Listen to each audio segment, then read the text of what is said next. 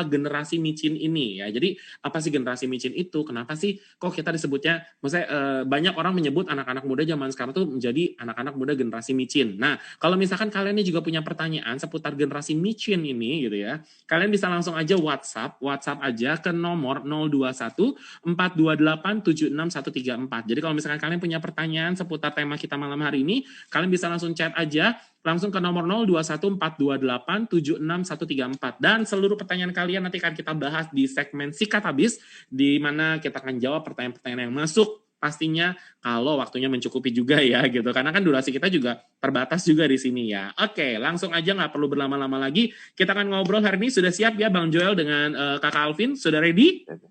Siap ya. Pastinya ya. Oke, nah ngomongin generasi micin gitu ya. Seperti yang tadi saya udah open di awal, zaman sekarang tuh banyak banget kayak kita tuh suka denger kayak wah dasar lu generasi micin, anak-anak muda ngelakuin kesalahan, wah ini nih contoh nih kebanyakan makan micin gitu. Nah sebenarnya apa sih sebenarnya kebenaran di balik istilah generasi micin ini gitu ya, menurut seorang Joel Manalo dan menurut seorang Alvin Kurniawan. Kita start dari yang senior dulu ya Calvin ya gitu. Yang senior ya. Ya Bang Joel, menurut Bang Joel apa sih kebenaran di balik istilah tersebut gitu loh? Iya, kita kan mengenal micin itu bumbu makanan ya.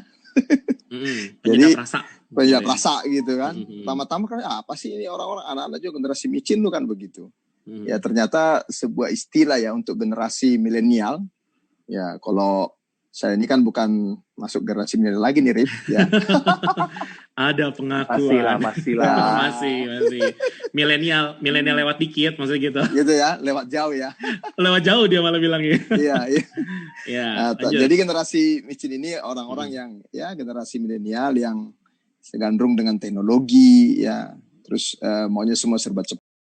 Seperti tipikal penyedap rasa atau micin ini sendiri, mereka tuh lebih seneng yang instan-instan aja gitu ya. Nah, nih ya sekali lagi saya mau ngingetin sama teman-teman kalau misalkan kalian punya pertanyaan seputar generasi micin, kalian bisa langsung chat aja ke nomor WhatsApp yang ada di kolom live kita ya, baik di IG ataupun di Facebook di 021428763134. Sekali lagi ya saya ulangin di 021428763134. Balik lagi sekarang ke sini. Nah, ada pertanyaan nih, orang tua seringkali memberikan label ya kayak tadi ya, anak zaman sekarang tuh sebagai generasi pemalas serba instan gitu. Mungkin nggak sih, maksudnya pandangan seorang Bang Joel dengan Calvin tentang generasi zaman sekarang yang pengennya serba instan.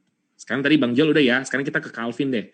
Pandangan Calvin tentang generasi zaman sekarang yang pengennya semua serba instan. Di satu sisi saya tidak terlalu menyalahkan pandangan itu ya. Maksud saya gini, kalau memang bisa instan, kenapa harus lama? Kalau ada hal yang bisa dibuat secara cepat, mengapa kita harus dilama-lamain? Izin, kenapa harus lama kalau bisa cepat?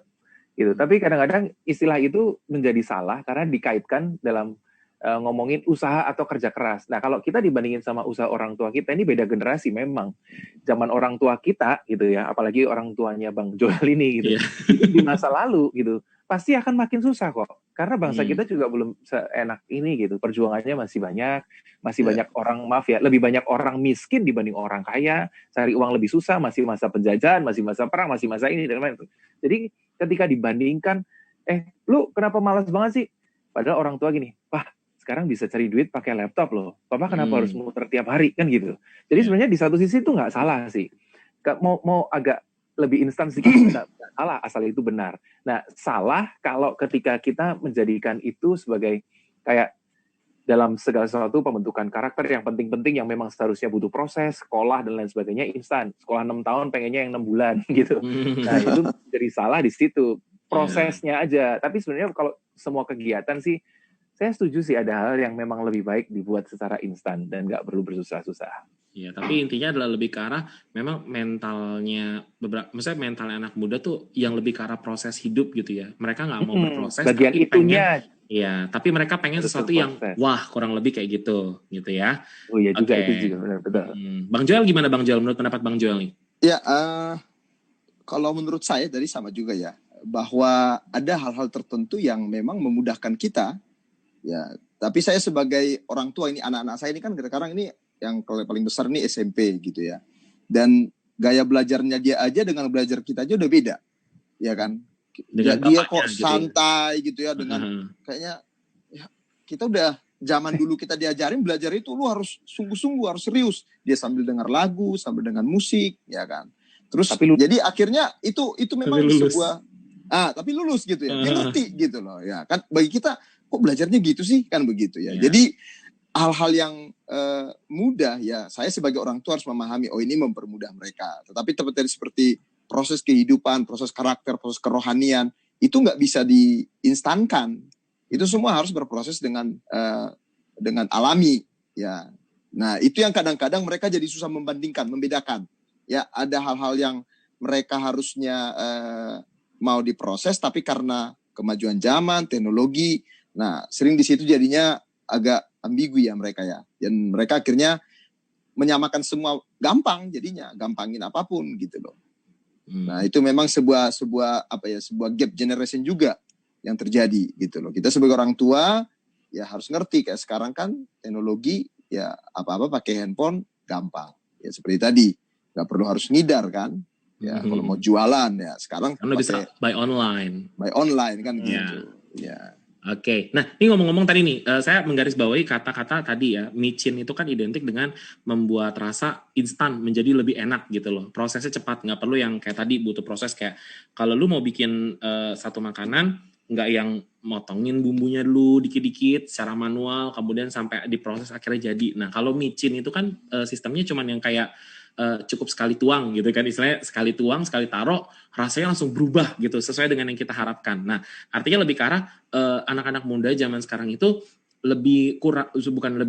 kurang menyukai proses dan ingin sebuah kesuksesan atau sebuah hal itu secara instan, benar ya? Nah ini kan ada Calvin nih. Calvin ini kan yang tadi saya kan udah sempat bocorin di awal, dia ini adalah runner up salah satu ajang pencarian bakat yang happening pada waktu itu di masanya Calvin gitu ya, di masanya Calvin ya. Ya bener kan, pada waktu itu orang semua tuh stay tune banget nontonin itu acara, pasti ditonton gitu loh. Dan itu jadi jujur ya, maksudnya sebelum ada banyak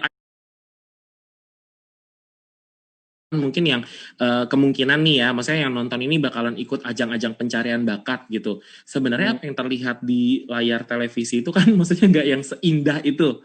Tapi kan ada effort-effort yang tadi yang harus dilakukan seorang Alvin gitu, bener ya? Kayak tadi kan saya sih baru dengar, maksudnya kayak kaget juga ya, berarti bangun melek jam 7 pagi itu sampai jam 5 sore setiap kelas ngikutin kelas-kelas, belum lagi sampai malam gitu ya. Itu belum termasuk latihan, bener ya, latihan mingguan konsernya ya. Biasa kan tiap mingguan tuh kan konser tuh istilahnya. Di antara itu. Iya kan, pokoknya. Jadi kan belum fitting baju, bener gak tuh? Belum lagi ntar buat video. Itu kegiatan di hari Sabtu. Jadi Senin sampai Jumat tuh kita sekolah full, Sabtu tuh kita urusan konser di malam harinya. Jadi kan kayak gitu. Kita free ke gereja, nanti malam kita dapat tugas, ini tugasmu minggu depan gitu loh. Jadi minggu malam tuh kita pada ngulik lagu, kita baca lirik gitu-gitulah. Oke, berarti artinya ada effort yang harus dilakukan juga dong di sana. Bukan berarti yang kayak leha-leha terus tiba-tiba konser jadi bagus gitu ya. Nah, ini balik nih sekarang. Ini kan dari kan Calvin sendiri kan memang lahir dari sebuah ajang pencarian bakat yang ada di Indonesia, dan waktu kan sampai di posisi runner up tadi kurang lebih 100 hari, betul ya? Iya. Nah 100 hari itu rasanya gimana waktu itu? Ada maksudnya kangen keluarga kah atau apa gitu? Oh iya sih, kalau paling berat itu apa selama 100 hari itu? Yang paling berat? Yang paling berat sih kita nggak bisa pacaran waktu itu, karena jujur waktu itu kan saya masih muda kan, masih semangatnya gitu, terus nggak bisa ketemu pacar gitu kayaknya pada waktu itu. Sekalipun habis itu acara putus juga gitu. Oke.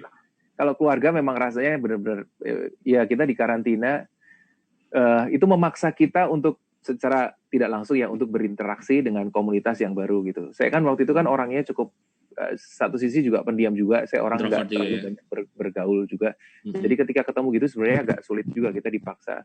Belum lagi kita dipaksa dengan tuntutan di hari-hari tertentu, ayo ke depan keluar rumah ada fans, harus senyum, harus apa gitu, kayak Ya gitulah. Oke, nah itu dari seorang Alvin nih ya. Enak banget ya. Nah, ini kan dari Bang Joel nih. Bang Joel kan juga sebagai, maksudnya sampai di posisi sekarang nih kan, jadi Ketua Pengurus Pusat Departemen Pemuda dan Anak Gereja Bethel Indonesia. Ini kan pasti ada proses, betul dong? Ada proses gimana Bang Joel dari dulu kan nggak stay di Jakarta, betul ya Bang Joel ya? Dulu kan masih di Sumatera. Nah, gimana Bang? Maksudnya prosesnya dari Bang Joel tuh, kalau bisa diceritakan secara singkat dari dulu di Sumatera, apa yang akhirnya membuat Bang Joel mau ke Jakarta, terus kemudian hal-hal apalah gitu yang boleh di-share sama teman-teman semua nih yang lagi nonton mengenai ini, supaya kita tuh jadi orang yang tahu berproses itu rasanya gimana gitu. Ya, saya memang mengalami proses ya, juga dalam kepemimpinan, ya. Tapi bersyukur karena punya keluarga, memang keluarga hamba Tuhan. Jadi papa saya juga mendidik dengan baik, ya. Proses demi proses dijalani. Ya, sampai akhirnya saya pun juga saya sadari gitu ya. Saya ngomong sama teman-teman bahwa sebenarnya tidak ada yang instan. Ya, kalau kita lihat orang tertentu tiba-tiba berhasil, kita kan cuma lihat ketika mereka berhasil. Tapi kita tidak melihat hari-hari proses-proses bagaimana mereka dibentuk ya menjadi seorang yang berhasil. Bahkan seperti Alvin tadi ikut pencarian bakat ya yang dikatakan instan dari satu sisi. Tetapi untuk bisa menjadi juara ataupun jadi finalis itu kan perjuangannya nggak gampang. Dan nggak mungkin juga instan tiba-tiba dia latihan baru 1 bulan langsung jadi, nggak. Itu pasti sudah melalui ya, proses panjang, hari-hari yang panjang, kadang-kadang yang sulit. Dan sama, ya saya pun mengalami hal itu. Saya ingat ya, dulu saya ikut pramuka. Ya. Jadi saya akhirnya ngerti, oh ya saya ikut pramuka, serius loh pramukanya, bukan cuma pakai baju pramuka tok gitu kan. Sekarang kan pakai baju pramuka tapi nggak pernah ikut pramuka.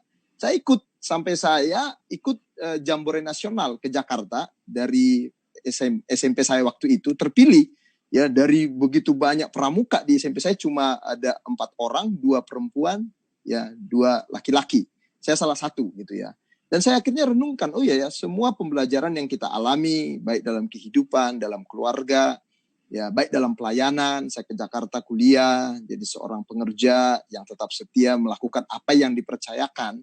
Dan itu tadi proses pembentukan mental, karakter, ya itu banyak dibentuk di situ. Nah, ada waktunya ketika kesempatan itu berjumpa ya dengan persiapan kita. Nah, di situ kita lihat akhirnya kita bisa menjadi orang yang sesuai dengan apa yang Tuhan inginkan pada panggilan hidup kita. Jadi saya juga kalau lihat orang, wah tiba-tiba berhasil, coba dilihat. Kita cuma lihat dia aja di layar kaca tiba-tiba sukses. Sebenarnya enggak juga. Pasti ada proses yang sudah dilalui. Tapi tadi memang banyak orang yang ketika mereka menjadi seorang pemimpin, jadi star, jadi bintang, nah itu kan proses lagi. Proses di mana diuji karakternya, diuji kerendahan hatinya, diuji dia berubah nggak, maksudnya sikapnya, ya jadi sombong, ya dan itu yang banyak terjadi. Jadi sebenarnya setiap kehidupan itu pasti akan mengalami proses-proses itu juga. Saya juga sebagai hamba Tuhan, khotbah di gereja kecil, terus khotbah di gereja sedang, khotbah di gereja besar. Nah itu kita tetap diproses Tuhan di situ.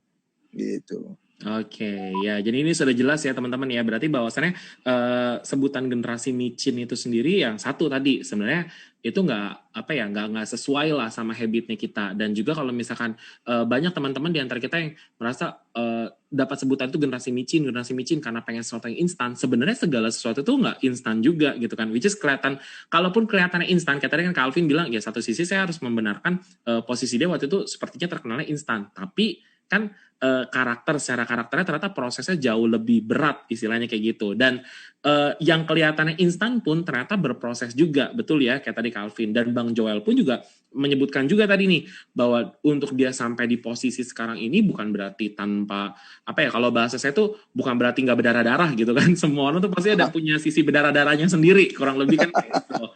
Ya ini maksudnya istilah-istilahnya kita ya anak-anak muda kan kadang suka bilang begitu, kalau belum berdarah-darah tuh kayaknya gimana begitu.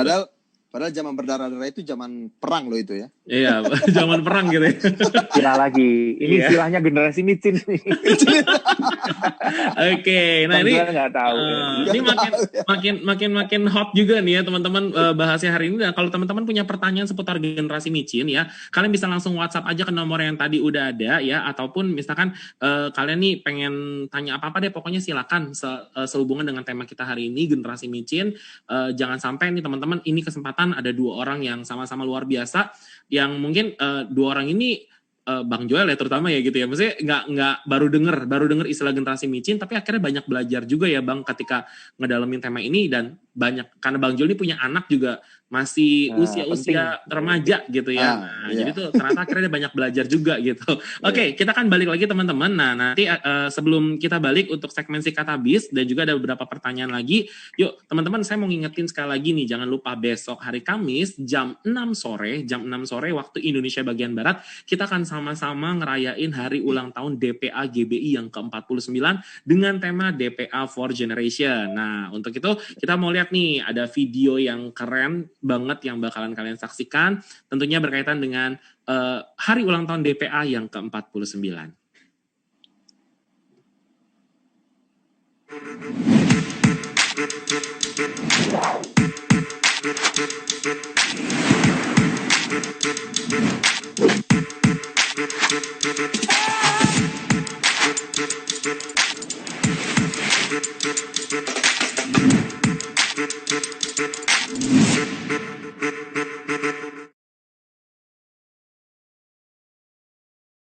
Ingin disampaikan buat anak-anak muda yang hari ini nonton, bahkan bukan cuma anak muda ya, misalkan rumah kita ini ditonton juga sama keluarga, atau ke depan akan mendidik anaknya, dan kemudian anaknya juga akan gede, kayak tadi Bang Joel bilang kan, ya tadi tahu istilah-istilah yang ya generasi micin lah, yang apa namanya kayak sebelumnya kayak toxic relationship atau apa, banyak banget kan istilah zaman sekarang. Nah, ada nggak nih closing statement dari seorang Kak Alvin dan juga Bang Joel?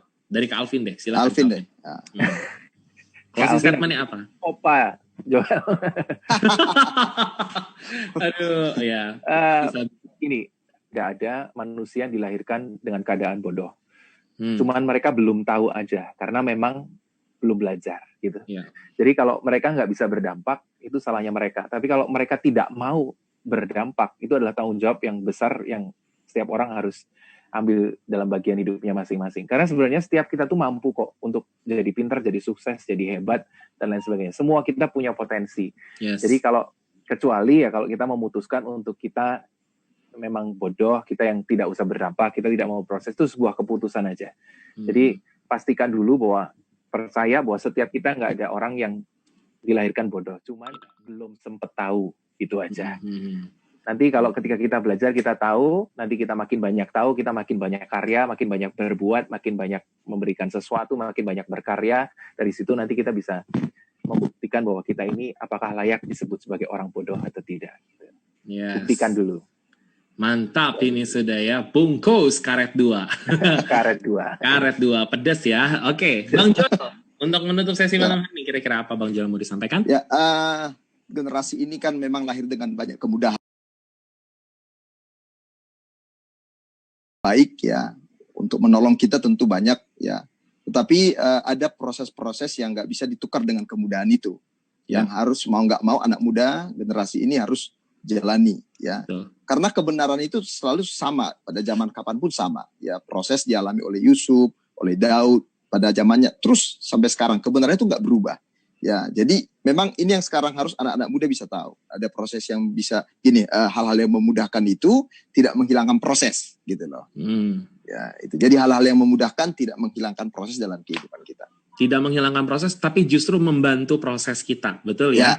Nah, ini keren banget nih, luar biasa banget ya. Saat ini generasi dahsyat semuanya, bahwa balik kayak yang tadi, kalaupun ada orang yang bilang kamu generasi micin, please jangan lihat dari sisi negatifnya, tapi lihat dari sisi positifnya tadi, bahwa hidup kita memberi warna yang lebih berwarna gitu ya. Sama kayak fungsi micin yang tadi memberi rasa, lebih berasa lagi. Nah, hidup kita pun juga harus lebih terasa dalam kehidupan kita nyata sehari-hari. Nah, senang banget rasanya hari ini. Thank you sekali lagi.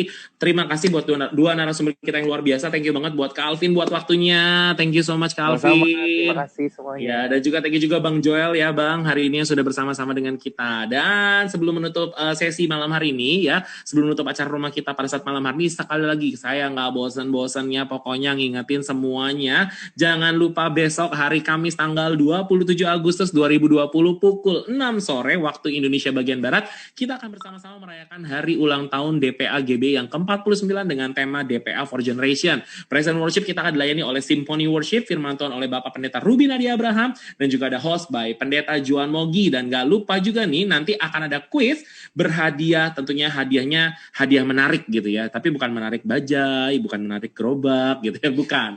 Tapi hadiah menarik lainnya tentunya kalian harus ikutin.